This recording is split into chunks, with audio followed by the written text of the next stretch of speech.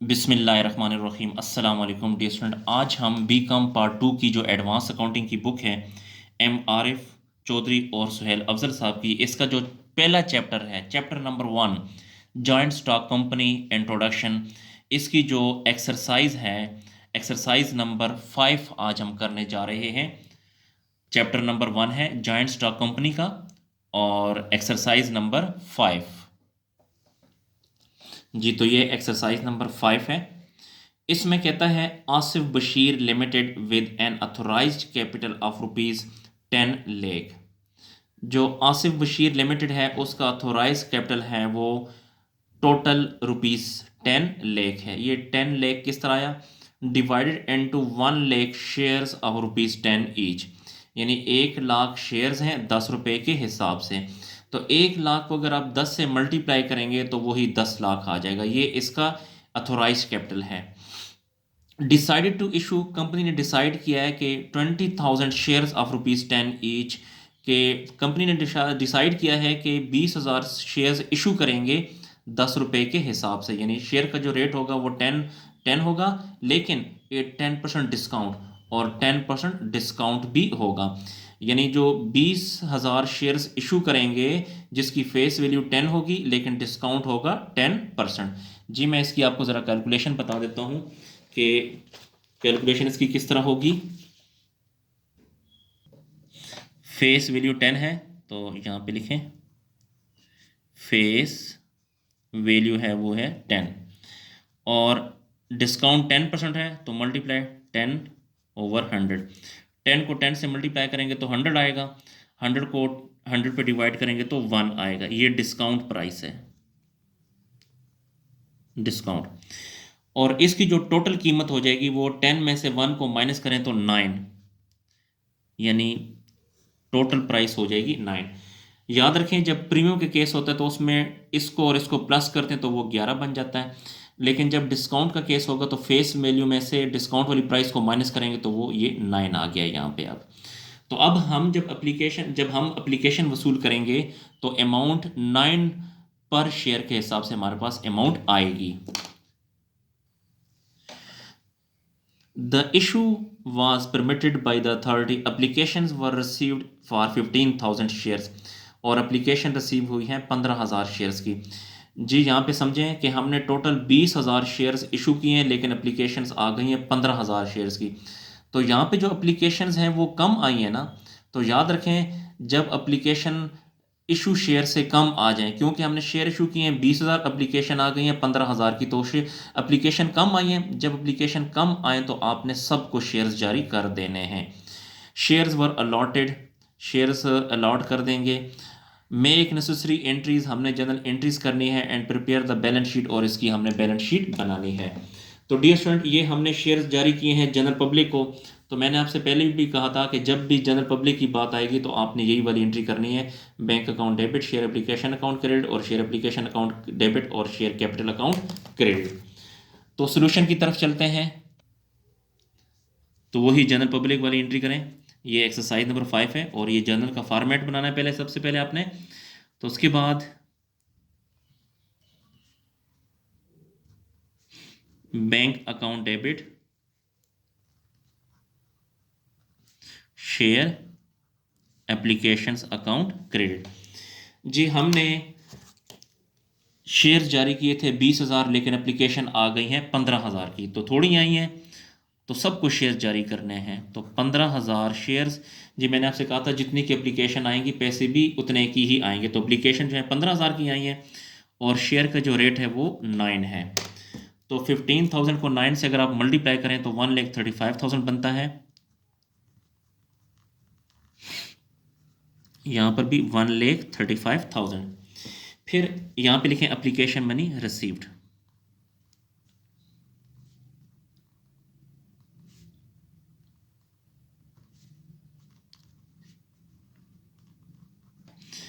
Application money received. उसके बाद ये जो शेयर एप्लीकेशन है इसको ख़त्म करने के लिए आप डेबिट करें।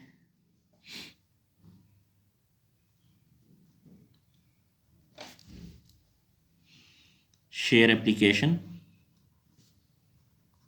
अकाउंट ये शेयर एप्लीकेशन यहाँ पर क्रेडिट 1,35,000 से ख़त्म करने के लिए डेबिट करें 1,35,000 से। और शेयर कैपिटल भी इसमें लिखते होते हैं।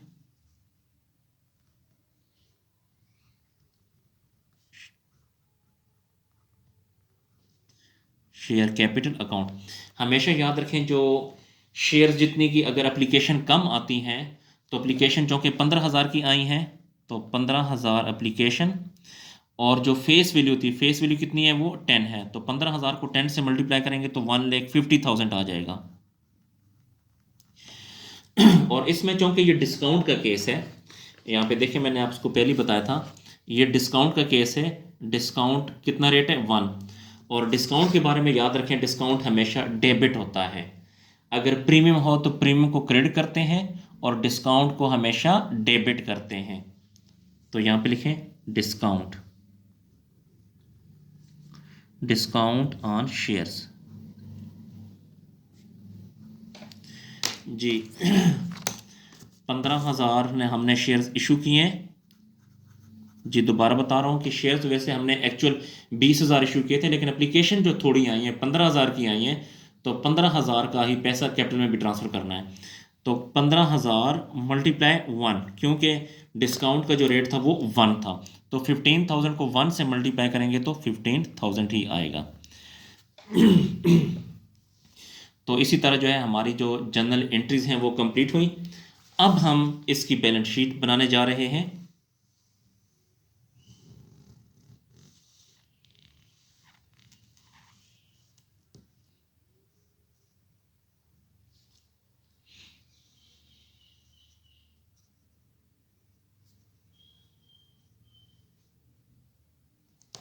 जी। तो ये लाइबिलिटी साइड है। तो लाइबिलिटी साइड पे सबसे पहले हम अथोराइज कैपिटल लिखते होते हैं, तो यहां पे लिखें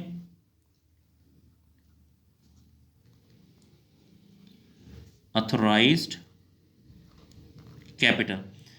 अथोराइज्ड कैपिटल अगर आप बुक में देखें तो हमारे पास जो अथोराइज्ड कैपिटल है वो 1 lakh shares of ₹10 each, 1 lakh shares 10 रुपए के हिसाब से। तो यहां पे लिखें 1 लाख शेयर्स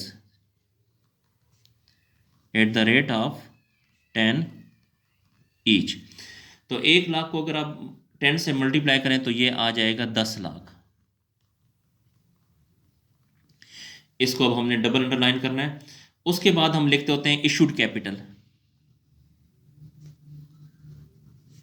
इशूड कैपिटल, इसको भी आपने अंडरलाइन करना है। तो इशू शेयर हमने तो इशू किए थे 20,000, लेकिन एप्लीकेशन थोड़ी आई है 15,000 की आई हैं, तो अब आपने यहाँ पे 15,000 शेयर्स ही लिखने हैं।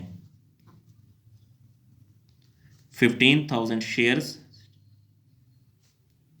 At the rate of 10 each.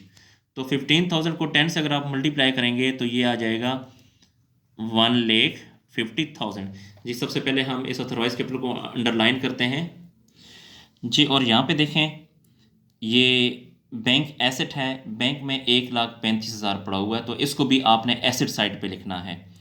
इसके अलावा ये जो डिस्काउंट ऑन शेयर है ये भी एसेट है, ये इसे हम डिफर्ड कॉस्ट भी कहते हैं, तो इसको भी आपने एसेट साइड पे लिखना है 15,000। तो एसेट साइड पे ये दो अमाउंट आएंगी, एक बैंक ये भी एसेट है और एक डिस्काउंट ऑन शेयर ये भी एसेट है जी। तो एसेट साइड पे लिखें बैंक बैलेंस या सिर्फ बैंक लिखें। बैंक में है 1,35,000 और इसी तरह डिस्काउंट ऑन शेयर